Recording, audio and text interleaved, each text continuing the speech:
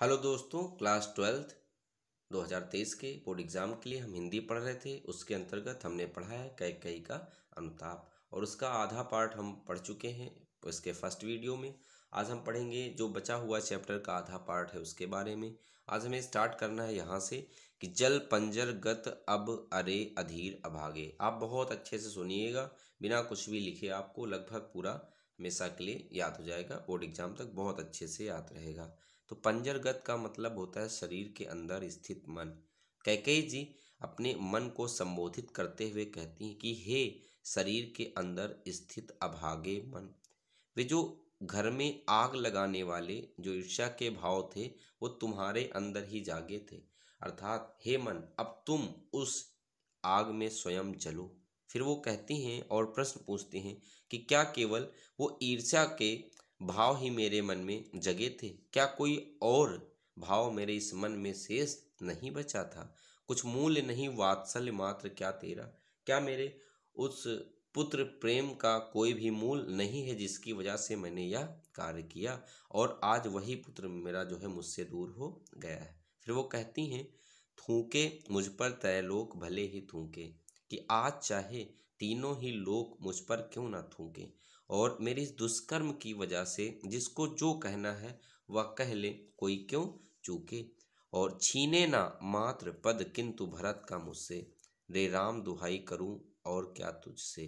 तो कहती हे राम, मैं आपसे यही विनती कर रही हूँ कि मुझसे मेरा मात्र पद ना छीना जाए, अर्थात भरत को मुझसे दूर ना किया जाए। कहते आते थे यही अभी नर देही, माता न कुमाता पुत्र कुपुत्र भले ही। कैकेयी जी कहती हैं कि अभी तक संसार में यही कहावत चली आ रही है कि लोग यही कहते थे कि माता कभी भी कुमाता नहीं हो सकती हैं, पुत्र भले ही कुपुत्र हो जाए। अर्थात पुत्र चाहे कितना ही अपराध क्यों न कर ले माता के प्रति, माता लेकिन माता कभी भी पुत्र का अहित नहीं चाहती। अर्थात माता कभी भी कुमाता नहीं हो सकती, पुत्र भले ही कुपुत्र हो जाए। लेकिन आज जो मेरा ये विधाता का मतलब यहाँ भाग्य हो जाएगा, जो मेरा भाग्य है वो मेरे विरुद्ध हो गया है और मेरे इस दुष्कर्म की वजह से अब यही लोग कहेंगे सदियों तक कि पुत्र तो पुत्र ही रहता है, माता ही कुमाता हो जाती है। अर्थात भरत ने तो माता के प्रति अपने कर्तव्य को पूरा किया निष्ठा के साथ, लेकिन माता ने ही दुष्कर्म किया। अर्थात माता ही कुमाता हो जाती हैं, पुत्र तो पुत्र ही रहता है। बस मैंने इसका बाह्य मात्र ही देखा। तो वो कैकेयी जी कहती हैं कि मैंने इसका सिर्फ बाहरी स्वरूप ही देखा, दृढ़ हृदय न देखा, मृदुल गात्र ही देखा। कि मैंने सिर्फ इसके बाहरी स्वरूप को ही देखा, मैं कभी भी इसके दृढ़ हृदय को नहीं जान सकी, केवल इसका सुंदर शरीर ही या कोमल शरीर ही देखा, परमार्थ न देखा। परमार्थ स्वरूप अर्थात दूसरों का हित करने वाला जो स्वरूप है मैंने कभी नहीं देखा या मैं नहीं देख सकी। मैंने तो सिर्फ हमेशा अपना ही स्वार्थ साधा है। इसी कारण तो आज यह बाधा उत्पन्न हो गई है कि अब युगों युगांतर तक यही कहानी चलती रहेगी। लोग कहेंगे रघुकुल में भी एक अभागिन रानी थी जिसको स्वार्थ ने क्या कर लिया था, घेर लिया था और निज जन्म जन्म में सुने यह जीव, जीव या मेरा, जीव का मतलब आत्मा। और अब युगों युगांतर तक हर जन्म में मेरी आत्मा यही कहानी सुनेगी कि धिक्कार है उस कैकेयी पर जिसको महास्वार्थ ने क्या कर लिया था, घेर लिया था। 100 बार धन्य वह एक लाल की माई। इन वचनों को सुनकर प्रभु श्री राम जी कहते हैं कि वह माता कैकेयी 100 बार धन्यवाद करने के योग्य है जिसने भरत जैसे पुत्र को जन्म दिया है या भरत जैसे बहुमूल्य रत्न को जन्म दिया है। और प्रभु श्री राम के इन वचनों को सुनकर जो सभा में मौजूद सभी जन थे और जो देवी देवता थे ऊपर आसमान में या आकाश में, वो भी प्रभु श्री राम के साथ चिल्ला करके कहते हैं कि हाँ, 100 बार धन्य वह एक लाल की माई जिसने जना है भरत सा भाई। तो वो कहते हैं कि हाँ, वो माता कैकेयी 100 बार धन्यवाद करने के योग्य है जिसने भरत जैसे पुत्र को जन्म दिया है।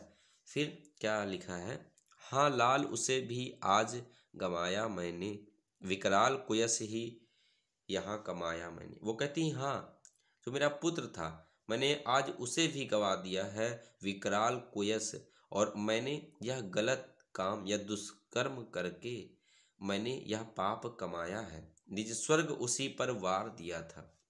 वो कहती हैं कि मैंने तो अपने उस पुत्र के भलाई के लिए उस पर सब कुछ न्यौछावर कर दिया और हर तक तुमसे अधिकार लिया था मैंने, और मैंने उसके लिए तुमसे तुम्हारे अधिकारों को भी क्या कर लिया था, छीन लिया था।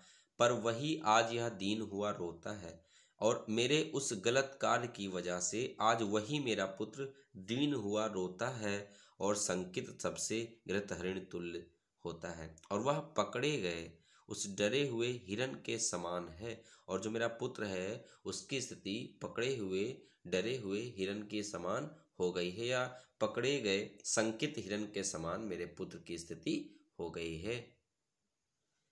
श्रीखंड आज अंगार चंड है मेरा।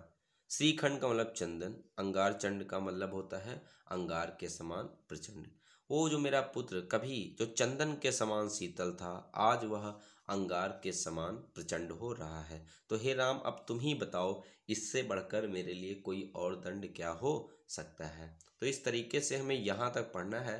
बाकी बचे हुए जितने भी दिए गए इनको हमें नहीं पढ़ना है। जितने हमने पढ़े हैं इन्हीं में से कोई एक बोर्ड एग्जाम में अगर आएगा तो आ जाएगा। दोस्तों, इस तरीके से चैप्टर कंप्लीट होता है। अब हम इसके नेक्स्ट वीडियो में कैसे क्वेश्चन पुट अप होते हैं इसको बहुत अच्छे से लिख करके दिखाएंगे। मिलते हैं नेक्स्ट वीडियो में। Thank you.